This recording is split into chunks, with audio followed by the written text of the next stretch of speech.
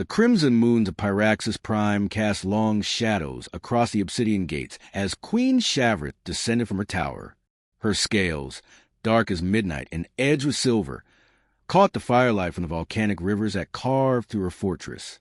She had ruled for 3,000 years, watched civilizations rise and fall, and thought nothing could surprise her anymore. She was wrong. The bundle at her gate was small, wrapped in torn military fabric that still bore the insignia of a human colonial fleet. It moved. A tiny sound, barely audible over the rumble of distant volcanoes, reached her ears. A cry, soft and pitiful. Shavrith approached slowly, her massive form casting the bundle into shadow. Her guards tensed, hands on plasma lances, expecting a trap. The war between humans and dragons had raged for 7 years now. Trust was a luxury neither side could afford. The queen knelt, and with one careful claw, pulled back the fabric. 2 eyes, impossibly blue, stared up at her. The infant didn't cry or scream at the sight of her fearsome visage. Instead, he reached up with tiny fingers, as if trying to touch her scaled snout. "My queen!" "Step away," Commander Thurs hissed, his red scales bristling. "This is clearly a human trick. Perhaps a biological weapon or a tracking device." Shavrith ignored him. She had seen weapons before. This was not one.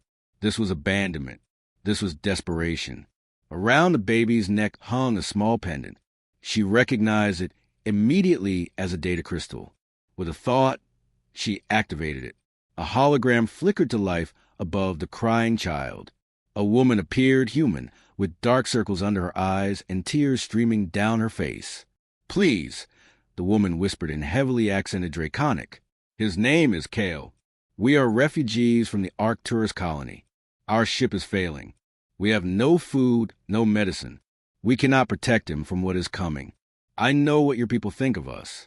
I know we are enemies. But I have heard the old stories about the Dragon Queen's honor. Please, let him live." The hologram flickered and died. In the background of the recording, Shavrith had glimpsed flames and heard screams. The ship had been dying. She looked down at the infant. "Kale." He had stopped crying now, his small hand wrapped around one of her claws. His grip was surprisingly strong for something so fragile. "My queen, you cannot seriously be considering this," Thurs pressed. "The council will never accept a human in the royal house. He is one of them. His kind killed thousands of our warriors at Proxima Station, and we turned their colonies to ash at Kepler 7, Shavrith replied quietly. Her voice was like distant thunder. "Shall we continue counting corpses, Thurs? Will that bring back the dead?" She lifted the child with surprising gentleness, cradling him against her chest. The baby made a small sound of contentment, already falling asleep against her warmth. "Our people are dying," she continued, "not just from war, but from isolation. We have forgotten what it means to protect the weak, to show mercy. We pride ourselves on honor, yet we kill children because of the sins of their parents." "He is human," another guard protested. "He is helpless," Shavrith corrected, "and he is now under my protection. I claim this child as my own. He shall be raised as my heir, taught our ways, given our name. He shall be called Kale Emberheart, son of Shavrith, prince of the Draconis Empire." The guards exchanged horrified glances. The council would be outraged. The other noble houses would call it madness. The humans would see it as propaganda or a hostage situation. Let them think what they wished. Shavrith looked down at the sleeping infant in her arms. She had lived for millennia and had seen endless war. She had watched her own children fall in battle, had cremated the last of her bloodline decades ago. The throne would pass to some distant cousin who cared more for power than principle. But perhaps this small, fragile creature could become something more. Perhaps he could be what neither species had managed to produce, a bridge instead of a barrier. The baby stirred and opened his eyes again. In the firelight, the Dragon Queen thought she saw something extraordinary in that gaze. Not fear, but curiosity. Not hatred, but hope. "Come, little one," she whispered, her voice gentle now. "Let me show you your new home. You have much to learn." She turned and walked through the gates, carrying the human child into the heart of the dragon fortress, leaving her stunned guard behind. Above them, the twin moons continued their eternal dance, indifferent to the choice that would change the galaxy forever. 12 years had passed since that fateful night, and Cale Emberheart stood in the training arena, sweat dripping down his face. His opponent, a young dragon named Vexor, circled him with predatory grace. The watching crowd of dragon nobles whispered among themselves, waiting for the human boy to fail. "Come on, little prince," Vexor taunted, smoke curling from his nostrils. "Show us what your soft human body can do." Cale didn't respond with words. He had learned long ago that action spoke louder in dragon culture. He watched Vexor's feet, his shoulders, the way his tail twitched before striking. These were things his mother had taught him, his dragon mother. Vexor lunged. Cale dropped and rolled, using his smaller size to his advantage. While dragons relied on raw power, humans had something else: unpredictability. He came up behind Vexor and struck 3 pressure points his mother had shown him, points where even dragon scales were vulnerable.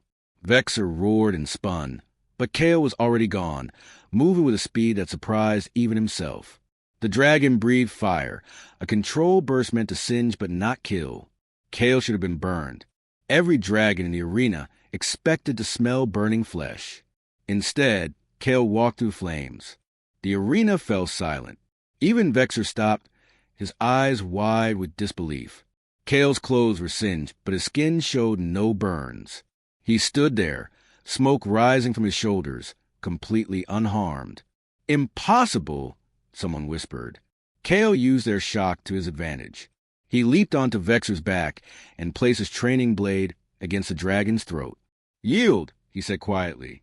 Vexor hesitated, then lowered his head in submission. The crowd erupted in confused murmurs.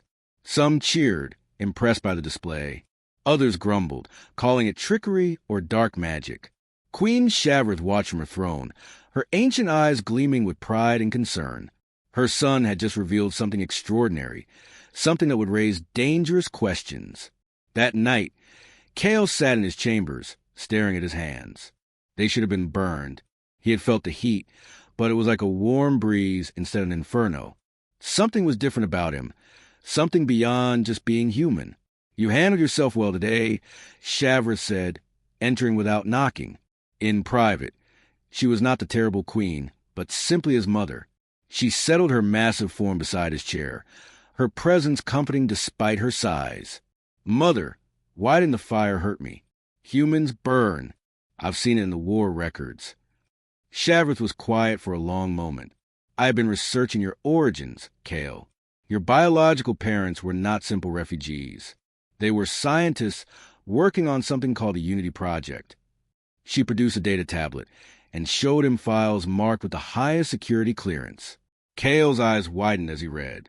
His parents had been trying to bridge the genetic gap between humans and dragons, creating resistance to environmental extremes in human subjects. "They experimented on me?" Cale felt his stomach turn. "They were trying to save lives," Shavroth corrected gently. The war was destroying both sides. They believed if humans could survive in dragon environments and dragons in human ones, perhaps cooperation would replace conflict. You were their proof of concept, their hope. And then they abandoned me. "They died protecting you," Shavroth said firmly. She showed him another file, a military report. His parents' ship had been attacked by dragon raiders. They had fought off 3 warships long enough to reach Pyrax's prime, knowing the Queen's reputation for honor. Their last act was leaving him at her gates. Cale felt tears sting his eyes. He had spent years wondering if his birth parents had simply thrown him away. Learning they had sacrificed, everything changed something fundamental inside him. "What am I, Mother? Human? Dragon? Something else." "You are my son," Shavroth said firmly. "You are Cale Emberheart. What you are matters less than who you choose to be." A sudden alarm shattered the moment. Red lights flooded the chamber. Shavroth's communicator crackled to life. "My queen! Assassins in the North Tower. They're heading for your chambers." Shavroth rose immediately, but Cale was faster. He grabbed his blade and ran toward the door. "Cale, no!" his mother commanded. But he was already gone, racing through corridors he knew by heart. He understood what this was. The old guard, the ones who hated having a human heir, had finally made their move. They wanted his mother dead and him gone. He wouldn't let that happen. Kale rounded a corner and found himself face to face with 3 dragon warriors in black armor. Their leader smiled coldly. "Perfect," the assassin hissed. "We'll kill the abomination first." Kale raised his blade and smiled back. They had no idea what he was capable of. Neither did he, really. But tonight, they would all find out. 6 years had passed since Kale stopped the assassination attempt. Now 18, he stood before the Council of Elders, knowing what they would demand. The rite of ascension. Every heir to the dragon throne had to complete it. Most who tried were born dragons. Kale was not. "You must journey into the Void Nebula," Elder Krythax announced, his ancient voice echoing through the chamber. "There, you'll find a celestial dragon in its final days. From it, you must retrieve a star shard. Only then will you be recognized as a true heir." Kale bowed. "I accept." His mother said nothing, but her eyes spoke volumes. Many had entered the Void Nebula. Few returned. 3 days later, Kale's small ship pierced the swirling darkness of the nebula. Space itself seemed twisted here, where dying stars collapsed and reality grew thin. His instruments flickered and died. He was alone with only his instincts and training. He found the celestial dragon on the 3rd day, its massive form wrapped around a dying star. It was beautiful and terrible, its translucent scales reflecting galaxies, its eyes holding the wisdom of eons. "Young one," it spoke directly into his mind. "You seek a star shard." "I do, Ancient One." "Tell me, child of 2 worlds, why you seek power you were not born to hold?" Kale considered his answer carefully. "I don't seek power. I seek acceptance. I want to prove I belong." "A honest answer, but a foolish goal. You will never belong to either world completely. This is your burden and your gift." Before Kale could respond, his ship's emergency beacon screamed. 3 vessels emerged from the nebula's darkness. Human ships bearing resistance markings. They opened fire. Kale's ship took a hit, systems failing.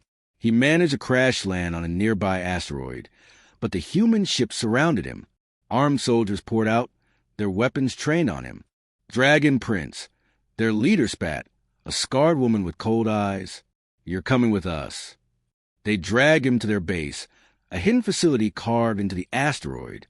Kale saw dozens of humans, families living in cramped conditions, children with hollow eyes. This was what the war had done to them. The leader, who called herself Captain Rena, threw him into a cell.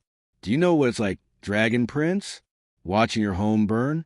Seeing your children starve because your colonies were destroyed.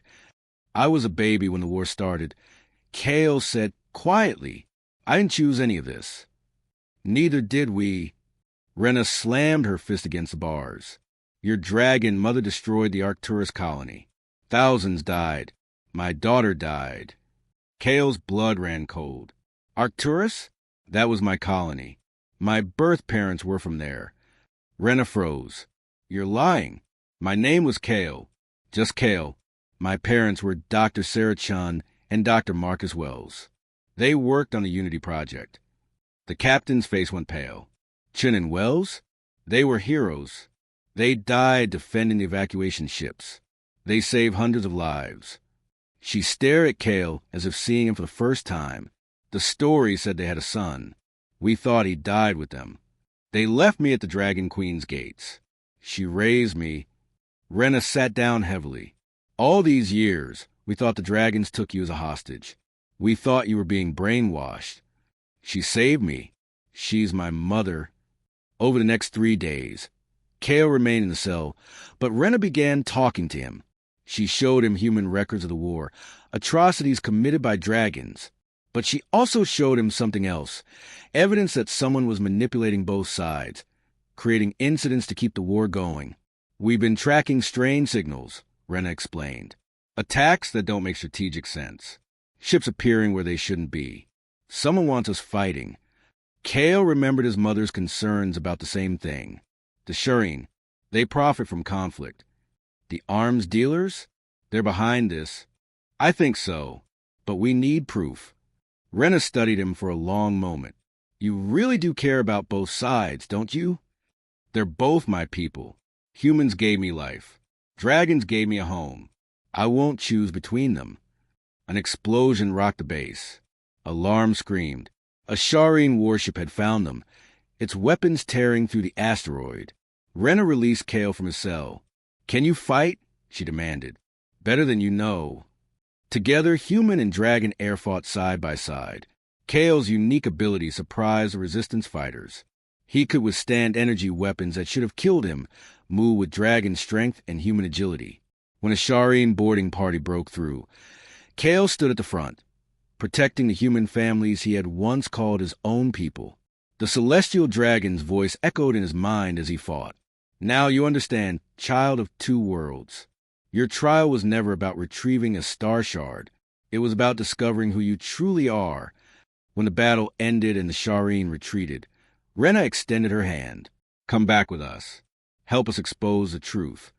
Kale clasped her hand firmly. Together, Kale stood before the Grand Assembly, human resistance leaders on one side and dragon nobles on the other. Captain Rena had smuggled him back to neutral space, where both sides had reluctantly agreed to meet. The tension in the room was thick enough to cut. I propose a unified council, Kale announced. Equal representation from both species. Shared governance, shared resources, shared future. The room erupted. Dragons roared in outrage. Humans shouted protests. Both sides said the same thing in different languages. Never. You ask us to trust the ones who burned our worlds? A human diplomat yelled. You expect us to share power with those who are barely more than insects? A dragon lord countered. Kale felt something break inside him. He had risked everything to bring them together, and they couldn't see past their hatred. He left the assembly without another word. That night, news spread across the galaxy. The Harmony Station, a neutral trade hub where thousands of humans and dragons lived peacefully, had been destroyed. Evidence pointed to dragon military vessels. The fragile peace shattered like glass. War erupted within hours. Human fleets mobilized. Dragon armadas took flight. Everything Kale had worked for turned to ash. Worse news came at dawn. Queen Shavrath had collapsed. Poison, the doctor said, an ancient toxin that only affected dragons. Security footage showed a human servant near her chambers. The evidence was damning. Kale rushed to his mother's side. She lay on her massive bed, scales dulled, breathing labored. She looked smaller somehow, mortal for the first time in his life. Mother, please hold on, he whispered, gripping her claw. My son, she breathed. I am sorry. I thought I could change things. I thought raising you would be enough. Don't talk like that. You're going to survive. But even as he said it, he knew the truth. The poison was working through her system, shutting down her organs one by one. She had days at most. Commander Thuras entered, his expression grim. My prince, we have arrested the human responsible. He confesses to being part of the resistance. They wanted revenge for Harmony Station. Something felt wrong. Kale left his mother's chambers and went to the dungeons. The accused assassin was young, barely 20, with terrified eyes. Why did you do it? Kale demanded. I had to, the human sobbed. They have my sister. They said they would kill her if I didn't follow orders. Who? Who has your sister? I don't know. They never showed their faces. But they weren't human. The voices were wrong, translated through devices. Kale's blood ran cold. He called Rena immediately. The attack on Harmony Station. What ships were identified? Dragon warships. We have multiple witnesses and sensor logs. Check those logs again. Look for any anomalies. 3 hours later, Rena called back, her voice shaking. The ships were broadcasting dragon identification codes, but the energy signatures don't match. Someone spoofed them. Kale felt the pieces falling into place. The Sharian, they had the technology to disguise their ships, to fake evidence, to manipulate both sides. They had poisoned his mother and framed humans. They had destroyed Harmony Station and blamed dragons. We need proof, Kale said. Real, undeniable proof. He gathered a team in secret, people he trusted from both sides. Rena brought her best intelligence officers. Kale recruited dragon warriors who had questioned the war. Together, they were outcasts and rebels, but they were united. They tracked Sharian communications to a hidden base in the outer reaches. The facility was massive, filled with weapons factories and propaganda centers. Kale's team infiltrated during a shift change, wearing stolen uniforms. What they found in the central computer banks made Kale's blood boil. Everything was there. Plans to prolong the war indefinitely. Orders for false flag attacks. Payment records for assassins and saboteurs. The Sharian had been orchestrating the entire conflict for profit, selling weapons to both sides while ensuring neither could win. "We have what we need," Rena said, downloading the files. "Let's go." Alarm screamed. They had been discovered. Sharian guards poured into the corridors, weapons blazing. Kale's team fought their way out, but they were outnumbered and outgunned. "Take the data and run," Kale ordered. "I'll hold them off." "You'll die," Rena protested. "Better me than everyone. Go." Kale stood alone in the corridor as his team escaped. He thought of his mother, dying in her chambers. He thought of all the lives lost to lies and manipulation. He thought of the future that could be, if only they survived long enough to reveal the truth. The Sharian advanced. Kale took a deep breath and felt something awaken inside him, the genetic modifications his birth parents had given him. His body began to glow with an inner fire, dragon heat channeling through human determination. "Come on, then," he said quietly. "Let's see what I'm really made of." The corridor erupted in light and flame. Kale woke in a medical bay, his body wrapped in bandages. Rena sat beside him, exhaustion written across her face. "You've been unconscious for 3 days," she said. "What you did at that base. The explosion could be seen from orbit. We thought you were dead. The data?" Kale's voice was rough. "Safe. We've sent it to every news network, every government, every independent station in the galaxy. The Sharian can't hide anymore." Kale tried to sit up. "My mother?" Rena's expression softened. "She's holding on. Barely. She's asking for you." The journey back to Pyraxis Prime felt like an eternity. When Kale finally reached his mother's chambers, the great dragon queen looked like a shadow of herself, but her eyes still burned with inner fire. "My son," she whispered, "you expose the truth. Mother, save your strength. The doctors say there might be a cure if we can synthesize it in time." "No, Kale, listen." She raised one trembling claw. "I am abdicating. The throne is yours." "I can't. I'm not ready. I'm not even fully dragon." "That is exactly why you must." She managed a weak smile. "I claimed you as my heir 18 years ago. I watched you grow into something neither human nor dragon, but both. You are what this galaxy needs. Not a dragon who sees humans as lesser. Not a human who fears dragon power. But a bridge. I don't want to lose you. You never will. I will always be here." She touched his chest, over his heart. "Now go. They are waiting." The combined fleets of humans and dragons had gathered in neutral space, forced to confront the evidence of Sharian manipulation. For the first time in decades, they faced a common enemy. But old hatred didn't die easily. They needed someone to unite them. Kale arrived in a small shuttle, alone and unarmed. He broadcast on all channels. "I am Kale Lemberhart, son of human scientists and raised by the Dragon Queen. I claim no throne and demand no loyalty. But I ask you all to see what I have seen. We have been played against each other, while others profited from our suffering. Why should we trust you?" A human admiral challenged. "Because I have bled for both sides. Because I have nothing to gain from your cooperation except peace. Because I am tired of watching families torn apart by a war that should have ended years ago." A dragon general spoke next. "The queen is dying. What happens to the empire? She has abdicated in my favor. I refuse the traditional throne. Instead, I propose something new. Not dragon rule or human rule, but shared leadership. I will serve as first arbiter of a dual council, if you will have me, but only if both sides agree. The debate raged for hours. Some called him a traitor to both species. Others saw him as their last hope. In the end, exhaustion and the weight of evidence won out. The vote was close, but it passed.